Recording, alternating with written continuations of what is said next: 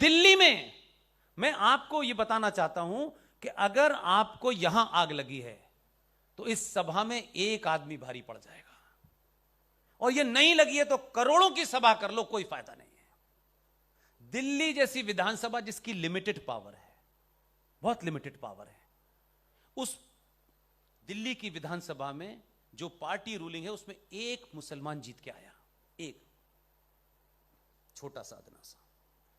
वो एजेंडे नहीं, वो 100 साल के लिए काम कर रहा है। हमारा वाला मैं, मेरा बच्चा, मेरी कम्युनिटी, मेरी जाति, मेरा एजेंडा, बस 5 कार, शर्मा जी से ज्यादा कार होनी चाहिए, शर्मा जी से बड़ा मकान होना चाहिए, बस उसका जिंदगी का एजेंडा यही है।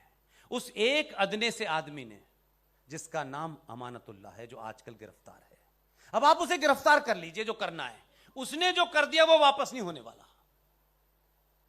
उस अमानतुल्ला ने इसी वक्फ कानून के तहत, जो छोटे छोटे छोटे छोटे घरों में लोग रह रहे थे, 270 लोगों से उस एक ऑड आदेश के तहत मकान खाली करा दिए और उन मकानों को वक्फ की प्रॉपर्टी घोषित कर दिया।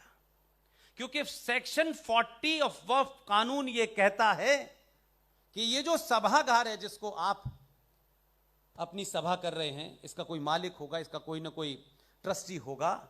सेक्शन 40 ये कहता है, वक्फ बोर्ड अगर ये कहता है कि ये वक्फ की जमीन पे बना है, उन्हें कहना है कि ये वक्फ की जमीन पे बना है, तो कानून के तहत उनको कागज नहीं दिखाने हैं।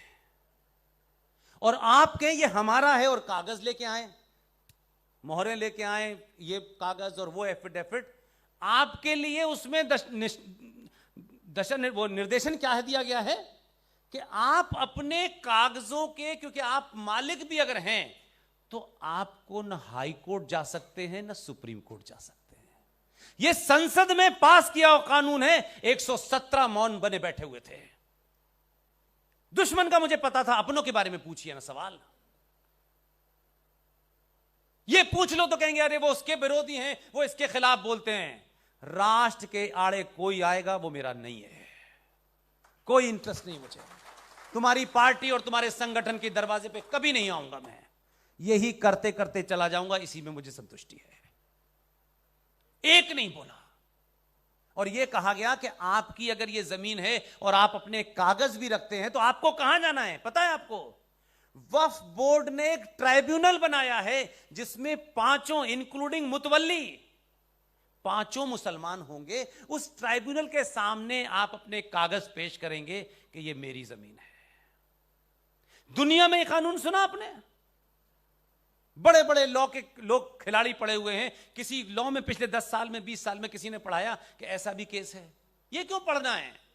हमने तो अपने बच्चे को तैयार किया है, पढ़ो, नंबर लाओ, नौकरी करो बस, और अपना काम से काम रखो। वो डीएम बन के काम से काम रखता है, फिर आप उससे उम्मीद करते हैं कि वो दूसरे कामों में जाए, वो नहीं जाएगा, उसका इंटरेस्ट ही नहीं है। और चरखी दादरी हरियाणा के अंदर है, वहां एक डिस्ट्रिक्ट कोर्ट के जज की मानसिकता आपके सामने रखता हूं। ये सब बातें मीडिया में आ चुकी हैं। वहां 2 हिंदू मुसलमान का झगड़ा हो गया, बैनर हेडलाइन बनी थी दिल्ली के अखबारों में। उस झगड़े में मुसलमान को किसी हिंदू ने पीट पाट दिया। मुकदमा गया डिस्ट्रिक्ट कोर्ट में। डिस्ट्रिक्ट कोर्ट की कुर्सी पे जो जज बैठा था उसकी भाषा हेडलाइन थी। उसने कहा कि तू इस काफिर से पिट के आया है, तुझे तो गोली मार देनी चाहिए थी इस काफिर को, और तुझे होना चाहिए था कि तेरा भाई यहां जज की कुर्सी पे बैठा है। ये आप टच पूंजिए से सरकार की एक छोटी सी पद क्या मिल जाए, आप ऐसे सूखी लकड़ी की तरीके से अपने आप को निष्पक्षता का आदर्श बना लेते हैं। आप झूठी बातों का सामना नहीं करना चाहते, वहां झूठ को सच बताया जा रहा है। आपका झगड़ा वहां है, चला गया आपके हाथ से।